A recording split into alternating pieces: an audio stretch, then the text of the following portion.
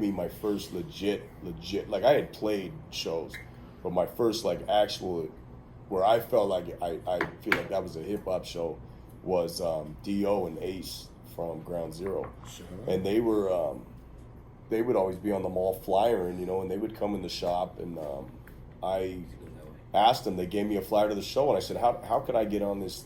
They were doing it at Sportsfield Rocks, on Colfax and Wabash. Before it was Crystal Balls, and I think now it's more kind of a salsa club, but back in the day, it was like this dive that did hip hop. And they told me, they said, yeah, we can put you on next month. And I'm like, oh shit. Oh really? Yeah. And they're like, yeah, you just got to promote it. And it was the show was an experience in itself. I mean, it was predominantly a black crowd, and me and Paulie Brawlin were the only fucking white dudes in that place. And except for the door guy was this big, tough, white, old guy named Bear, who was serious, like big old dude. Bear. But we went in, and Mdeezy was the sound guy, and he was very sweet. He made sure we sounded really good, and we killed that fucking show. We really did. I mean, we were on our shit. But then we got off stage, and they played Play That Funky Music, White Boy.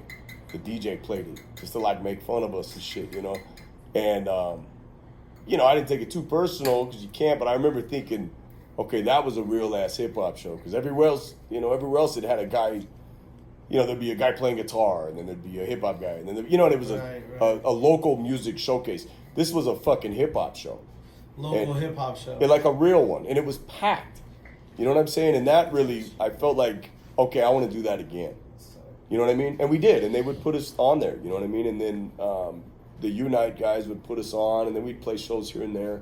Eventually, I ran my own showcase at Herb's for 7 years. I forgot about that. 7 years, Damn, bro. that's 2018 to 2014. I forgot about that Yeah. shit. You just So said that the shit. Cadava night down there. And Every Sunday? Yeah, it was one Sunday a month. Or once, but every once. But for 7 years, Yeah, it's a that's lot of crazy. fucking I forgot Sundays. about that And shit. and we would put guys on, and we would play, and It's crazy. yeah, that was the real deal, dude. That was the way that happened. We were supposed to play at the Marquee and open for R.A. the Rugged Man, and there was a snowstorm, like a blizzard, right? So when I was doing the cigarette stuff, I had like 30 bars that bought all their cigarettes from me. Oh, One of them was Herb's, right, which is like a half a block down from the Marquee. So when we get to the Marquee, there's literally a sign on the door that says the show's been canceled due to weather. All right, the Rugged Man's stuck in the blizzard. And it was snowing like a motherfucker. Like, it wasn't bullshit. Right. So we're like, fuck. And we sold a bunch of tickets to this. We knew, we had people coming. And so I was like, let's go down to Herb's. I sell them cigarettes. They do live music every night, Herb's.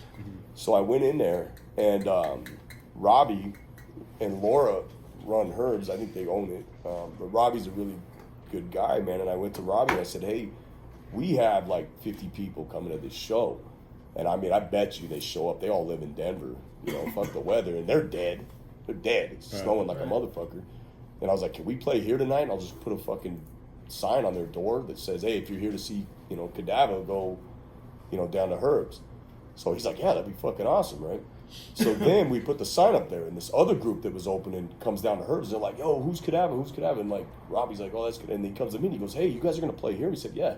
He goes, can we open for you guys here? Because we've got a bunch of people coming too, and like, they just canceled that show. So I'm like, yeah, let's do it.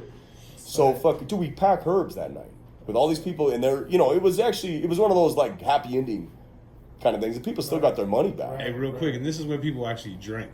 This is when people drink. Damn, Like you made money at the bar that night. Now it's kind of hard. People still got their money back for the tickets too. They got their money, well, because Marquee was being legit. Right. They weren't trying to fuck nobody. It's just RA couldn't make it, and Marquee said, well, right. Because if you go there, they the basically show. sell pizza and shows, and if there's no show, what are they going to sell? And it's snowing. And this was early days of Marquee. Marquee now is, really a staple. So fucking that show went really well, right? This was, I think, might have been a Sunday night or something. I don't know. I still have the promo for it somewhere. But we, the next day, Robbie calls me up. I think he's gonna order cigarettes. You know what I'm saying? And he hits me up and says, "Hey man, last night went really well." He goes, "Do you guys always have a crowd like that?" And I said, "Well, not like that, but I mean, we got a following." And I said, "Plus, I know a bunch of people. I sell all this music out of the shop, and we play shows." And he goes, "Do you want to run my hip hop night down here for me. So we ended up we did it for 7 years. And we would pack it like 2 out of 3 times. We didn't have a dud here and there, but I mean, we did really well. And we actually, when I opened the bar, I did it for 1 more year. And it kind of dawned on me that I needed all those people going to Herbs to come to my bar. And I was like, you know what, I think we're going to call this a day, and I'm going to start doing music at the bar because I needed those, I needed the business, that's it. Right. Yeah. Let's segue into that. Let's talk about that. You are owner of a Bar Red. I am. It's like it's a restaurant slash Bar Red does a lot of food. Event. Yeah, Talk about it. So to go a little bit in time, so I had the cigarette thing. I got involved with the steakhouse at the Diamond Cabaret. I had the steakhouse at the Diamond Cabaret for 10 years. Is that where they have $40 sides or $20 sides? Well, they weren't cheap, but I don't think they were 20 or 40. They were probably at the time probably $15. But a la carte. I heard a place right around there. There's like something like $40. What they do now, I have no idea. We left in 2018. $40 mashed potatoes, bro. It's tight. My dad was involved with those guys at the Diamond, and he got me involved with them, and we had a steakhouse there from 2008 to 2018, right? 5 years into the steakhouse, the guy that owns the building where the bar is asked if we'd be interested in opening some sort of restaurant or bar in that space that Bar Red is in. Right. And I was reluctant to do it because that neighborhood, I mean, you basically got a strip club and a jail at the time. There really wasn't nothing over there. And he was very adamant that neighborhood's going to come up. They're putting hotels up. They're putting, and he's right. He was they're right. there. You don't know they're there. It took but fucking 7 years. Yeah. You know what I mean? So that's, after a lot of negotiating, that's when I decided to open the bar there.